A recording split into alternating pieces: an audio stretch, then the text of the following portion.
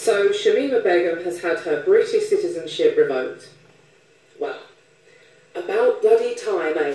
I mean, what have we just watched? This saga that's been going on for days, where we've had officials saying, well, we can't make her stateless and she's a right to come back, and we've seen all these lefties out with their Bring Shamima Back posters, and this is a terrorist. I don't care if she herself carried out those atrocities. We saw this girl sit on camera, completely callous, no remorse, calm, collected, almost grinning, saying she wasn't fazed by seeing severed heads.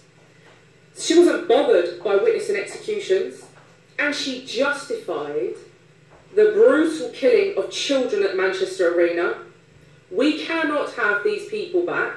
Now, I don't know if it's just me. In fact, I do know that it's not just me, because I've seen a huge percentage of the British population, which is comforting. I've seen a lot of you say, don't be sending her back here. Do not be sending her back here. This is a terrorist. She doesn't belong here.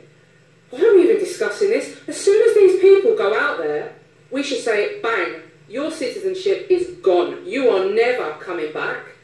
And let's see how many of them go. We've already had lots of them back, by the way. This isn't just the first case of someone trying to come back. We've already got lots of them back. This one's a special case because she's willing to sit on camera, grinning, saying, the British people should have sympathy for me.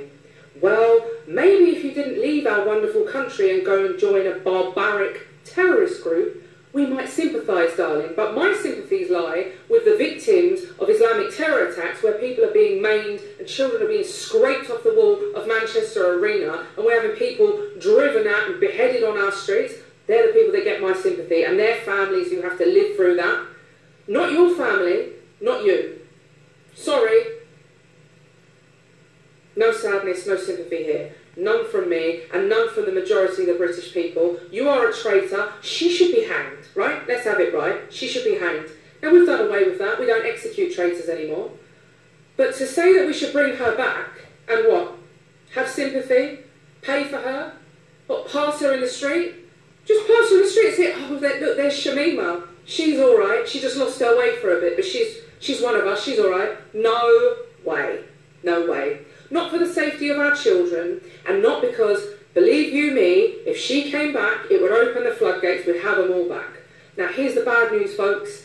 I don't know if you've seen the letter from the Home Office. I've read it.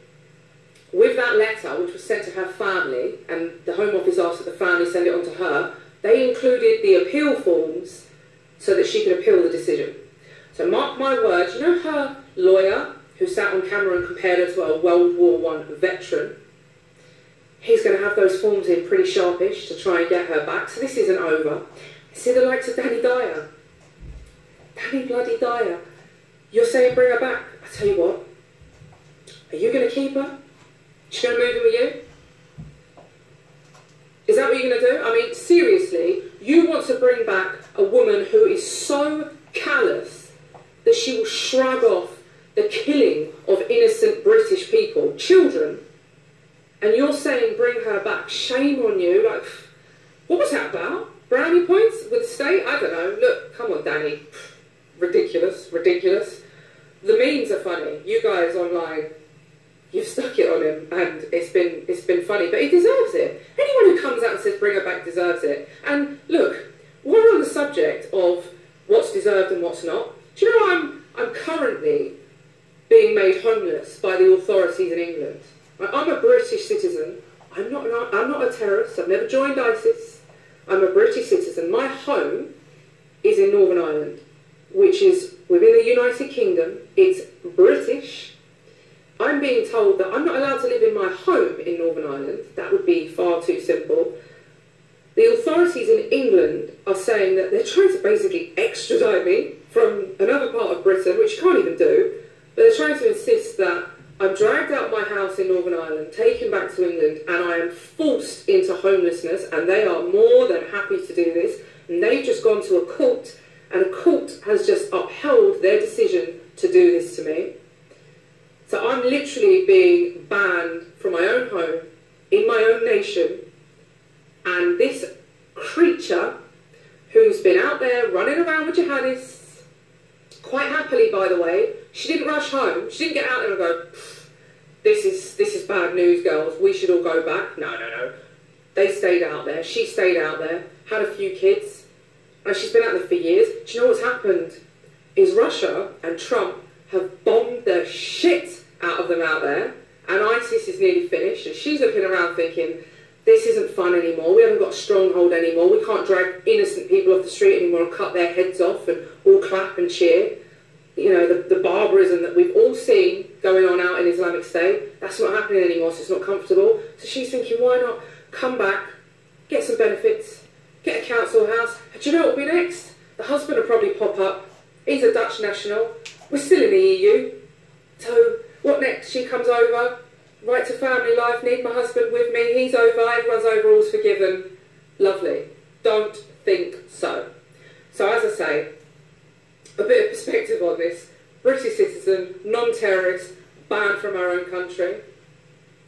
Terrorist, big appeals to bring her back. Can't make her stateless. Can make me homeless, but can't make her stateless. Riddle me that one. So you just wait for those appeal forms to go in, folks, because they will be in very soon, and this is far from over. But do you know what I will say is, keep those memes coming, because they are in a time where I'm going through a lot of trouble, and it's tough, I have to say. I'm quite a tough bird, right, but times are pretty hard at the moment. See your memes and your messages of support. They are lifting my spirits massively. So those Shamima memes, those Danny Dyer memes, those Owen Joan memes, just keep them coming because they brighten up my day. And I'll stay in touch with you all. Thank you all for your continued support, and God bless.